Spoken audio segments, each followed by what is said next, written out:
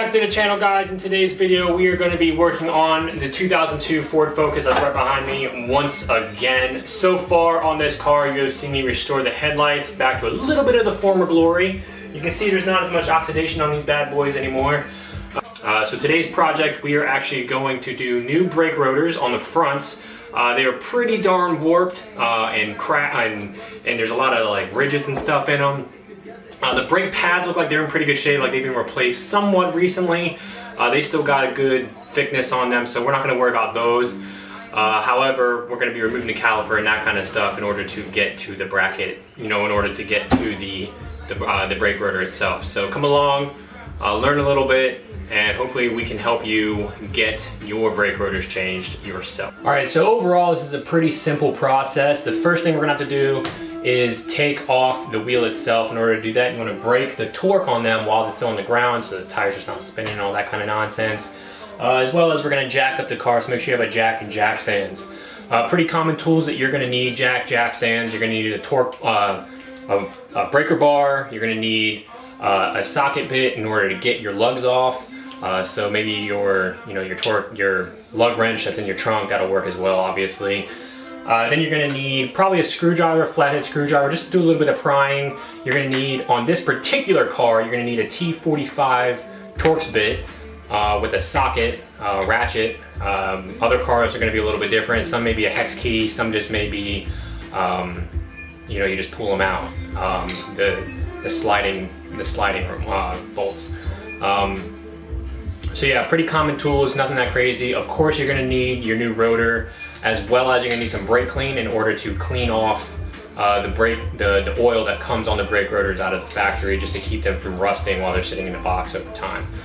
So make sure you always take the oil off, otherwise you're just rubbing, the car stops over friction of the pads squishing onto the rotor. So if there's oil on it, there's no friction being caused there, the oil is reducing the friction. So you want to make sure that you get rid of that oil. Brake clean will do it just fine, paper towel. No issues whatsoever. So this is a pretty simple process. Let's go ahead and remove the torque off of the lugs.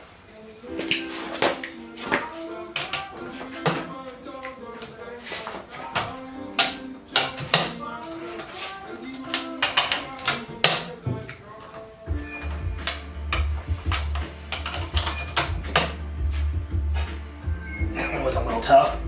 Alright, so now we can go ahead and jack up the car. The biggest thing is you just want to make sure you have the right jack point. So I'm just going to get over here, about right there. So now that we have the wheel off the car, I always put it underneath my car just as a little bit extra safety. Not like the jack stand are both going to fail. That's a little bit extreme, but on the off chance that it does, I put it under there just for that extra little bit of safety. So now on this car, what we're going to need is we're going to need our flathead screwdriver to get this spring right here off. And it's just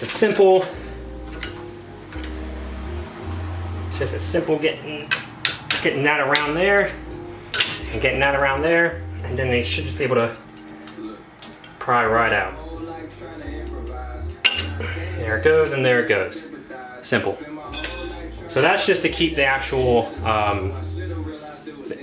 front side of it assembled. So now what you're going to need is you're going to need your T45 Torx bit on a socket. Like I said, on other cars it might be a little bit different. On this car, this is just what it happens to be. Righty tighty, lefty loosey. And you're just going to go right back here. You have one up top and you have one on the bottom right here, and you're just going to want to undo them. Pretty simple, right? They shouldn't be too tight, so you shouldn't need a huge breaker bar or anything like that. You saw that I did it relatively easily. And you're just going to screw them out. And you want to make sure that you screw them out long enough that they're not in the knuckle anymore. Because you're going to be removing the caliper from the steering knuckle. So you don't want this bolt right here to be in there, otherwise you won't be able to remove it, and it's going to make your life hell later on.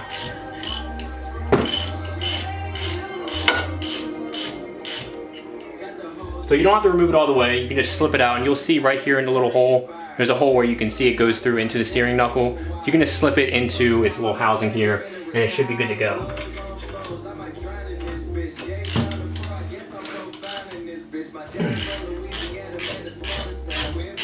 So now we're doing the bottom one. Not too hard. This is pretty simple. This is a pretty straightforward job. You're going to have a very, very similar experience.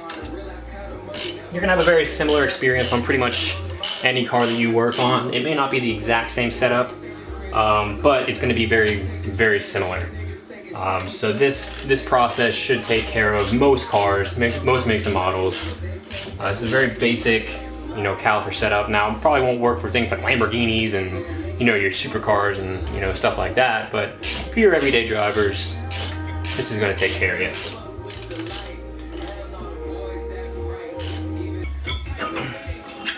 And there you go.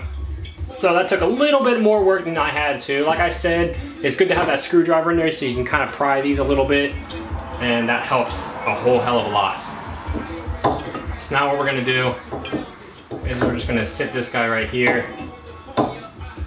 Sit this guy just right there. You don't wanna have your brake line stressed, so kind of have it sitting where it is. You don't wanna have it just hanging. So now this is pretty simple. Your brake rotor should just pop right off here. And you can sit that to the side. And now we're gonna get our new brake rotor. All right, so we got our new brake rotor here. I just slid it right on, but what I do like to do is take one of the lug nuts and slip it on the opposite side of the caliper, because then it just holds it on so that it's not just wiggling around like that while you're trying to work. That just makes it uncomfortable and annoying, and you don't want any of that. Oh, this guy's not gonna go in any further. All right, so I got the brake rotor on here, the brand new one. I have not wiped it off yet. I wanted to show you guys that process. I wiped down the back though, simply because I wanted to put this on. But what I do like to do is I like to take one of the lug nuts and put it on the opposite side of where the caliper and brake pads go, just so it keeps this in, place. So while you're working with it, it's not going to get all over the place. So what we're gonna do now is take a little bit of brake clean, and we're going to wipe off the front of the brake rotor. Take a little bit of brake clean, and I'll show you how much oil this is going to take off.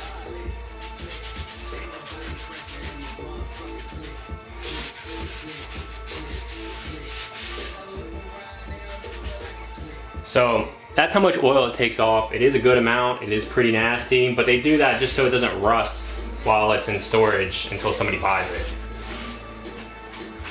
So now what we're gonna do is just the opposite of what we did earlier. We're going to reinstall our caliper and our rotor. This guy goes right there.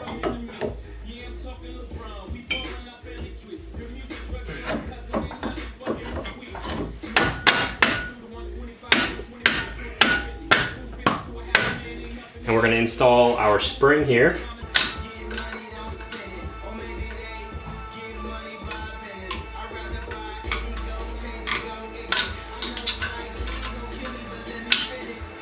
And there you go. So that can be a little bit tricky for like no reason at all, but you just got to get it in the right spot, and it's the tension is very good in there. So now all we got to do is put in, if I can find my socket, there it is, and get our T45 Torx again, and we're just going to tighten these two bolts that we untightened earlier and put them right back in. So these might be a little bit difficult to, or they might give you a little bit of a headache when you're trying to put these back in, because sometimes they don't want to line up right. So you just kind of got to do a little bit of finagling to get these guys going back in, you know, in the holes that they're supposed to. And once again, just like earlier, when it wasn't torqued down very hard, same thing. You don't need to torque these down too terribly hard. So I like to give it one good push, and that should be enough. And just like that, your brake rotors are good to go. So I just wanted to show you guys before I ended the video what this brake rotor looked like before I got rid of it.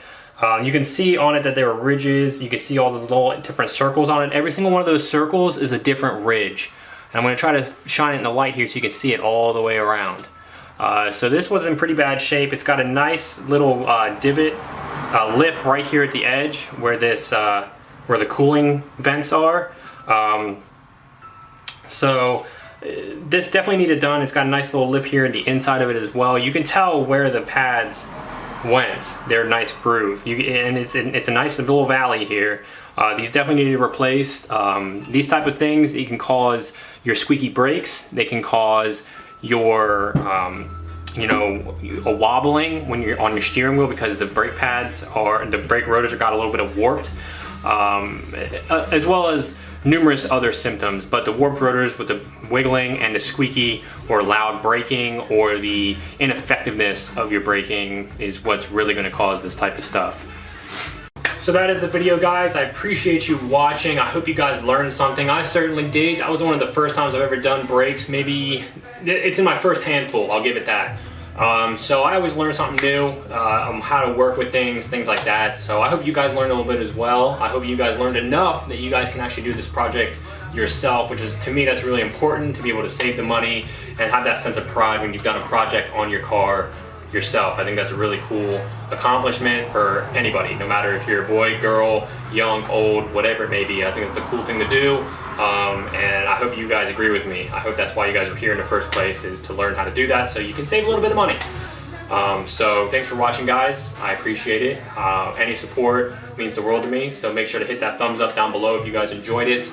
If you guys have comments, if you guys have questions, if you guys have suggestions on some videos you guys would like to see, make sure to hit me up in the comment section down below. Of course, as always, if you guys want to stay up to date on all my videos, consider subscribing. It's always cool to see those subscriber counts go up because it means that what I'm doing is helping you guys, and that's my ultimate goal here. So I appreciate you watching. Until the next video, peace.